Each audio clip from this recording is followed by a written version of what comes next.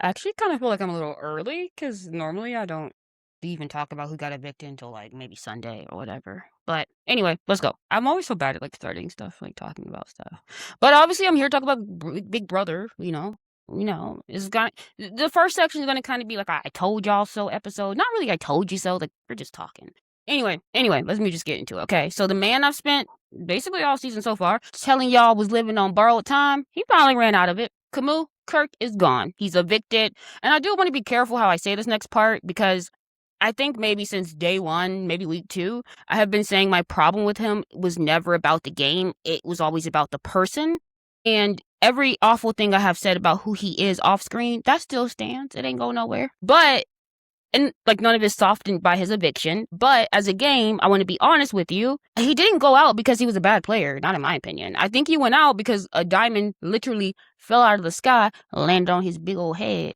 He basically got twist screwed. And I feel like the sky, if you know how to read it, I just kind of feel like it drew, not drew, but DREW. Well, dang, that's still saying drew. Anyway, a chalk outline around him before the week kind of even started. Remember that was a competition. Was it Ava in that? Anyway. But let me kind of collect my little receipt first. We got it on the screen because I've kind of been building up to this for weeks. So I got to talk about it really quick.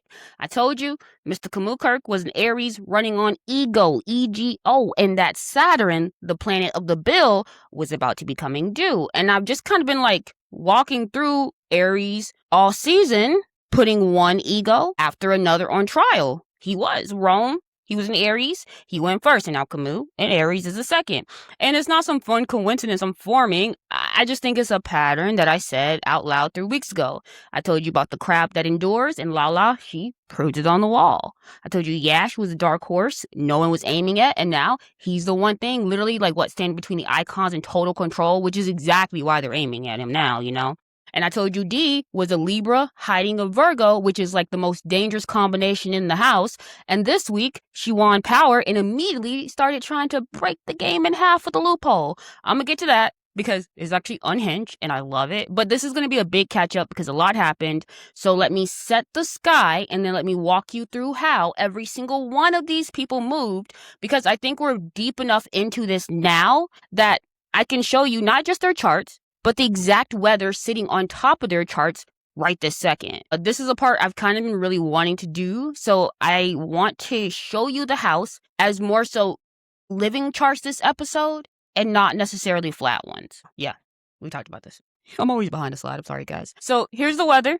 And I want you to just kind of like hold some very specific things for me, okay? Because they're sitting on 3 very specific people this week directly. So the sun is at the very end of Leo. We're about to be done with that season. Mercury's in Leo. Jupiter's in Leo. That's basically still a spotlight that is the size of the ceiling, and still the part of the year when everything is loud and proud and just playing to be seen, which is kind of why this house is full of people who are performing for cameras and kind of begging America for powers, and they're making their speeches because Leo's deep summer, the peak of the light. And as a pattern, it is the drive to be adored and to make the grand gesture. Everyone in here right now, it's almost like they're auditioning. But when you watch where Leo lands, it's going to be landing in Jupiter, which is the planet of luck and like swagger, going too big. And it's about to be sitting almost exactly on top of Dee's natal Mars, which is her drive for killer instinct. And the sun this week is finishing a lap right back onto Angela's natal Leo sun because it is Angela's birthday, her solar return.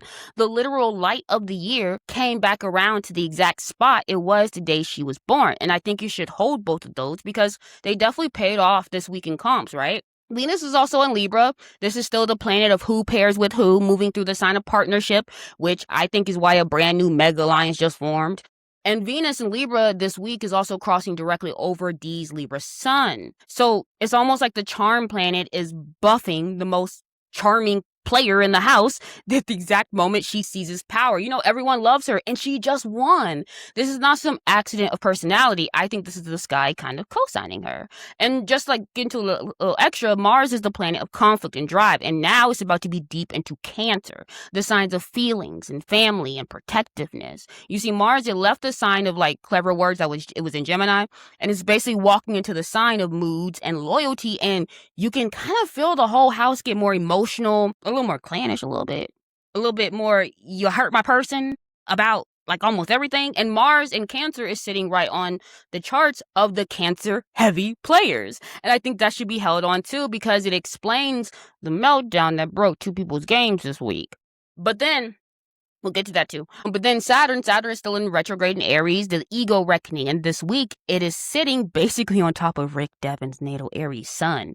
So the consequence planet on the one Aries left standing in the exact week he pulls out the biggest weapon in the game, that is the thread of a whole season landing on a new shoulder. So that's actually where I'm going to start, okay? That is actually where I'm going to start. So, actually, before I get there, maybe I, hold on. I'm trying to think. Which, did I put that one there? That one there? I'm sorry, guys. Today, the slides are going to be sliding all over the place. Get it? They're going to be kind of like sliding all over the place. It may not add up to what I'm talking about because my notes are different and you're out of order. And I'm sorry. I don't know what to do, okay? But I'm just going to keep going because here's what basically happened about the eviction. And we're going to talk about how the King Kamu fell. Not really. He didn't really fall. But anyway, I want to talk about how it happened. So Yash won HOH, right? And the veto, he won them in the same week. He wanted Angela out. But Kamu, he was still being slick. He talked him into flipping the target onto Dee. And then Dee went up. So you got Dee, Angela, and Haley. And Yash, he's still holding the veto. So Yash, he decided to get cute and to leave the noms the same. So because he was going to just roll the dice on the votes. But he didn't have the votes. And even worse, he didn't even have the nominees because Rick Devens does the Rick Devens thing and he pulls out the Diamond Power of Veto. He takes Dee off the block and puts Kamu up in his place, her place. Then Angela goes on to win the blockbuster. Kamu, he stays on the block and the house basically sent him home. So that's the rundown of the just game. And I want to tell you about the three charts that kind of like decided it. We're going to start with Rick. Rick is an Aries sun, Venus in Taurus, and a Mars in Scorpio. His Mars in Scorpio runs retrograde, which is almost like aggression that lives underground instead of more out loud. And this week, transiting Saturn, it is sitting right on his Aries sun. And Saturn is the planet of authority, of heavy decision, of using power like it costs something because it does. So you got the man with the buried Scorpio Mars who spent, weeks floating on a pool, days maybe, floaty, pretending he was barely playing, and he chose this exact week to detonate the single most serious weapon in the house. That is Saturn on the sun to a damn T. It's not the flashy Aries move or the swing first move. No, it's more the calculated, weighty, I am the adult in this room move. It's just funny because Devens is never the adult in the room. I love. But he even threatened to kind of go nuclear, to do a full reset, to expose every secret if the votes wobbled. That is the retrograde Scorpio Mars showing his teeth for 1 second and then kind of going back under. And I think Devens is the Aries that Saturn is rewarding because he used his power on purpose. And that is very important. Now we got Kamu. Bye, Kamu. He is the Aries that Saturn came to collect. Aries Sun, Taurus Moon, Aries Mercury, Taurus Venus, Pisces Mars. And I need to be precise about what I think actually killed him because it's the same thing I think I've been flagging all season. We all know it's not the Diamond Power of Veto by itself. It's the ego, dude. In his own exit, he even admitted, I trusted Devens too much. Duh. That he was in 3 different alliances with the man and he never saw the shot coming.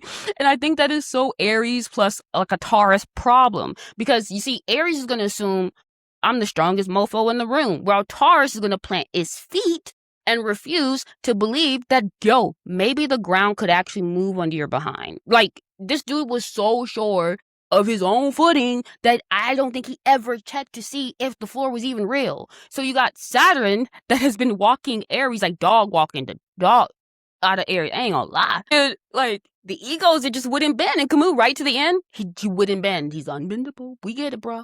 You gonna die on your hill? Die on it. Bye, go home. No offense. But on a personal level, I honestly do feel nothing but relief that he's out the house, okay? He can go back into the world because people got questions for you. Not me. I'm good. But people got questions for you, boo.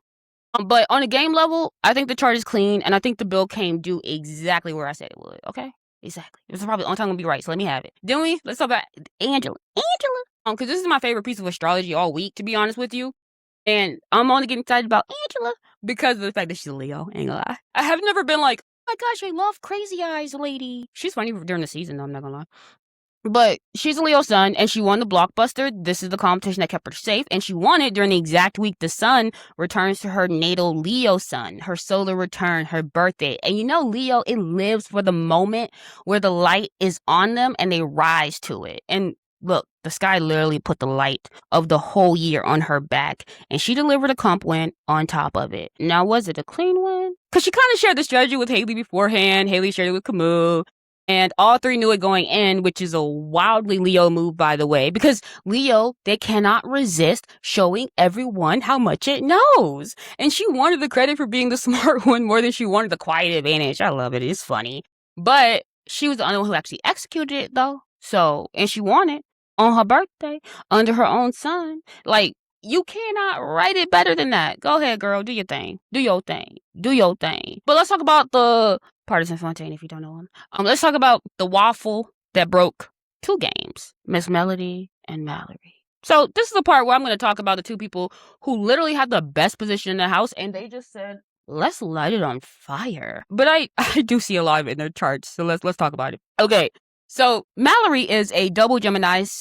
She's a sun and moon in Gemini with the Mercury in Gemini too, and then a Venus and Mars both in Cancer underneath. Then we got Melody. She's a Pisces sun. Hi, Melody. I'm Pisces sun too. She has a Gemini moon and a Aquarius Mercury. I have Aquarius Mercury as well. She has a Pisces and Venus, and she has an Aries Mars. So let's look at what's sitting on them right now. Right now, Mars, the planet of decision and drive, is in Cancer, parked right next to Mallory's Venus and Mars. And there's honestly something cruel about that a little bit, because you would kind of think that Mars would make her decisive, but when Mars is in the sign of the feelings, and then it's landing on a person who's already all like Gemini up top and all Cancer down below, you're not really gonna get action. You're gonna get kind of more of like this feelings flood on top of someone who's an overthinking type of machine person.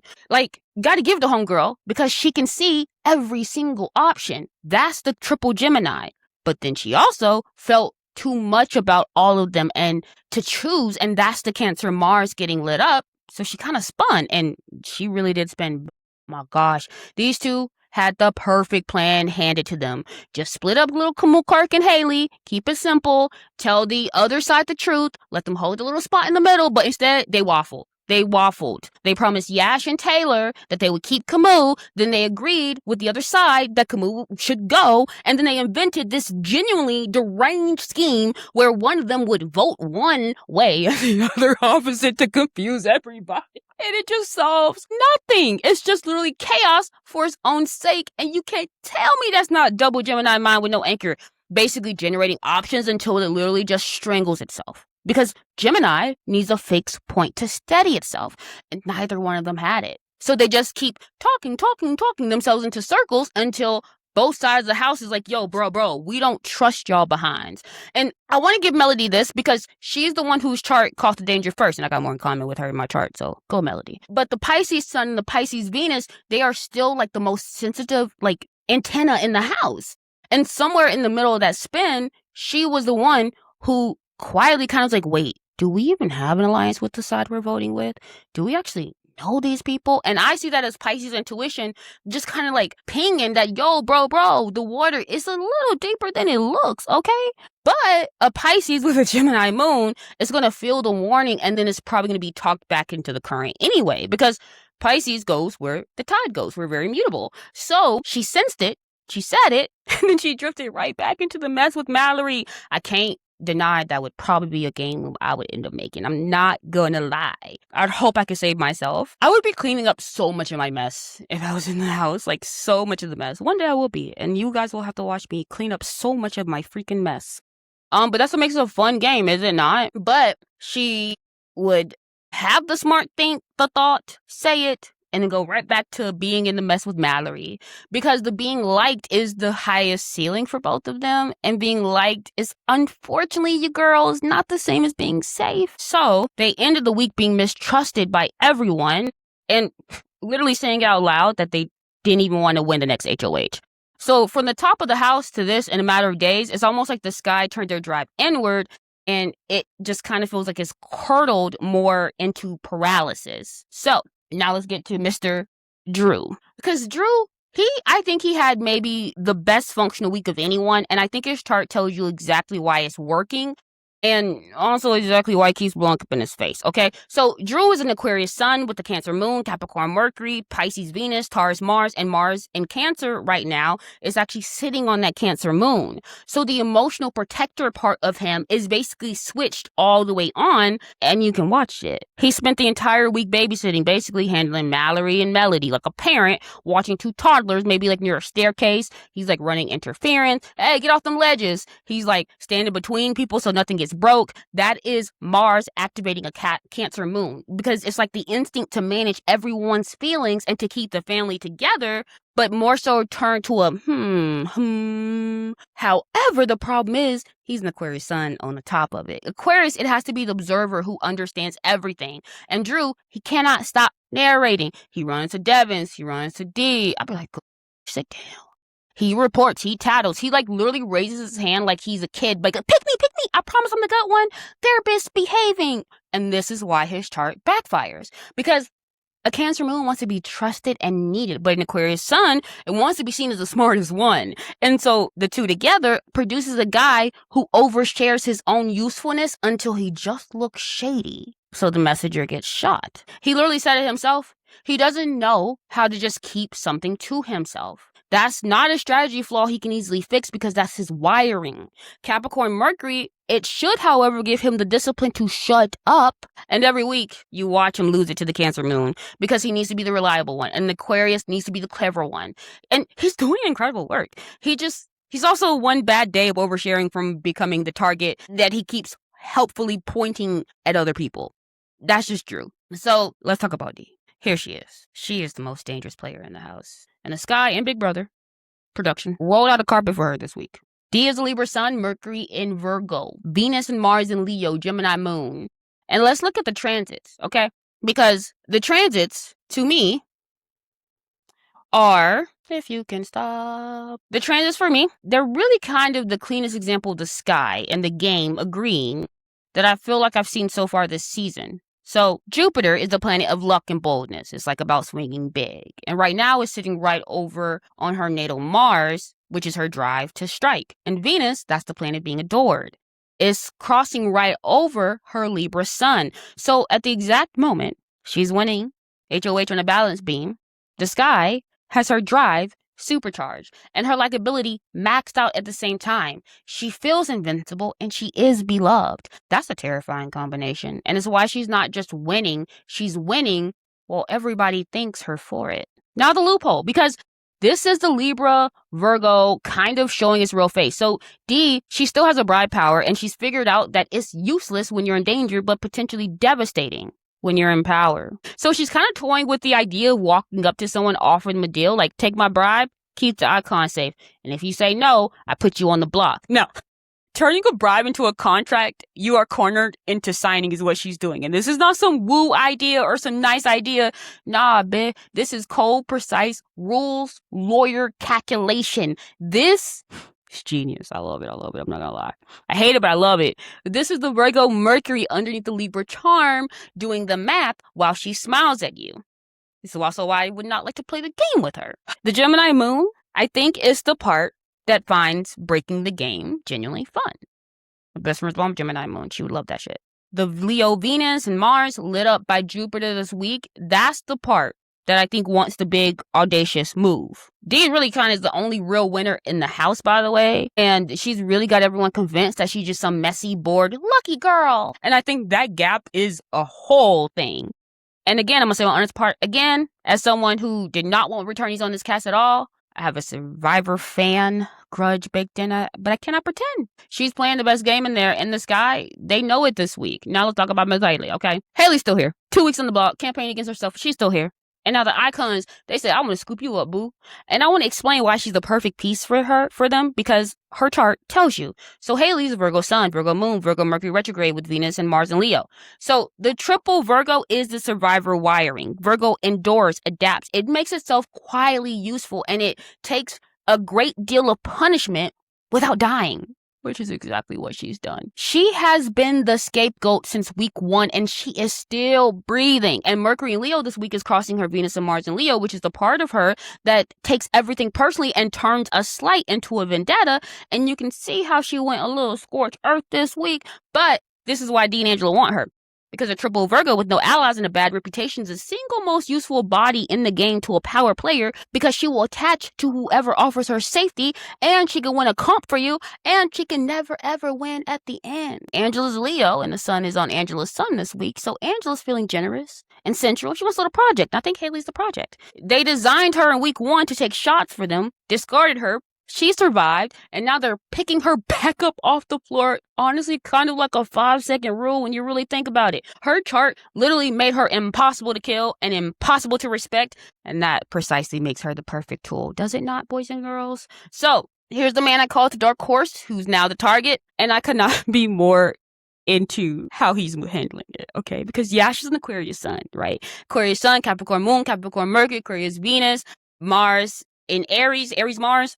This is a double Aquarius Capricorn, okay? He's the coolest, most attached, long game operator in the house. He's the one who can slide into any room, agree with anyone, and never look like a threat, which is exactly how he got from almost first boot to completing the whole trifecta of HOH, veto, and blockbuster wins.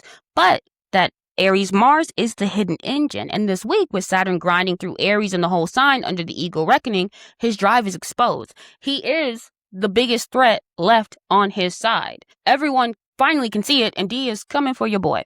So, what does he end up doing? He starts lighting matches. He knows he might be on the block every single week from here. So he quietly tells Melody that Drew threw her and Mallory under the bus, so he's like sowing this distrust between the people who flipped on his ally. That is the Aquarius agent doing exactly what it should do when it's cornered, which is refuse to go quietly and start rearranging that furniture on the way down. I love it. When you are the target and you have nothing to lose, don't sit there and accept that.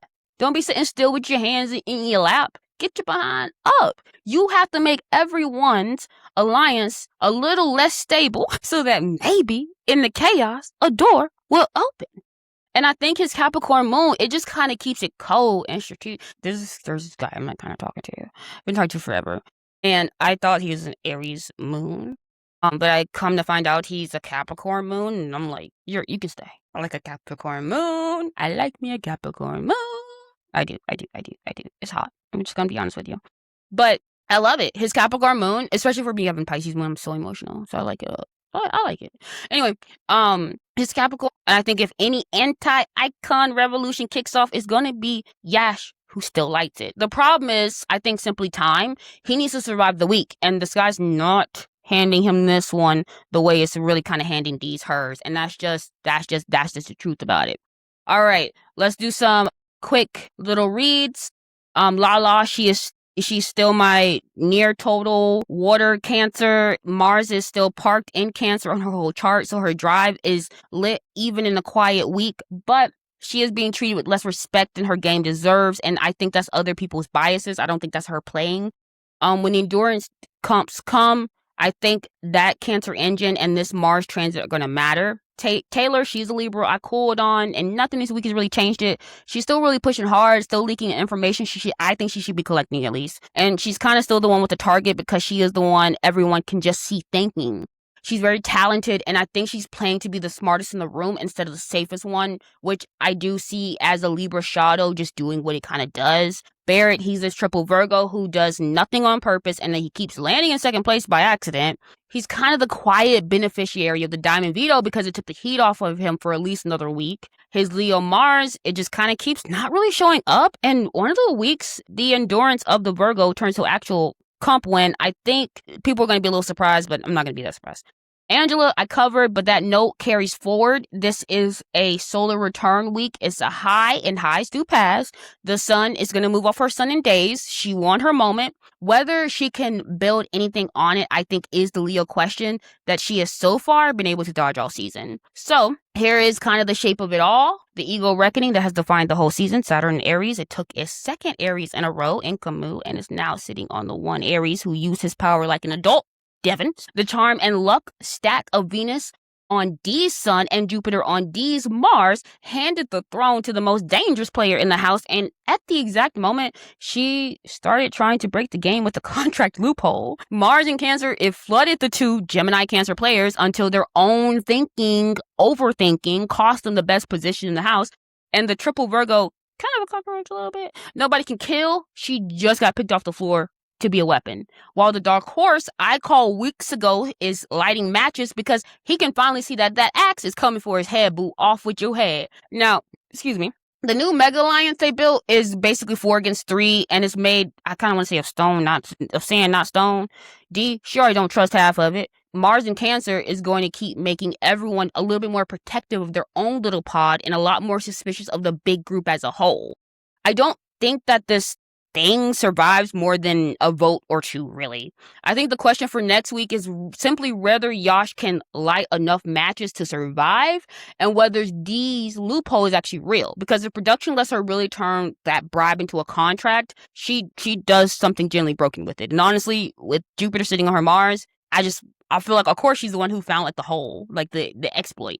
But that's the house. That's the sky sitting on it. Same rules as always. The chart shows you the pattern. It never excuses the person. And I'm holding both of those the way I always do, especially this week. But before you go, if you wanna, tell me your sun and your Saturn sign in the comments. Like, comment, subscribe. I don't really say all that stuff, but I know I'm supposed to say it. But Saturn just literally collected on Aries, who thought he could not lose. And I want you to know, or I want to know, which one of you is feeling maybe your own bill coming due right now. And if you want every house guest chart on one page, so you can watch the transits, like maybe land in real time the way I just did, my free BB28 cheat sheet has it all waiting for you. If you've been watching by now, you know how to get there. cosmicallycreated.com. You can go at the top, the resource vault, drop your email. That is a payment. I want your email address so I can talk to you. No more than once a week. I don't talk on, if that. I actually have not sent out an actual newsletter yet. Okay, in the official way. But yeah, sorry. I have more. I always figure this a lot. Anyway, bye guys.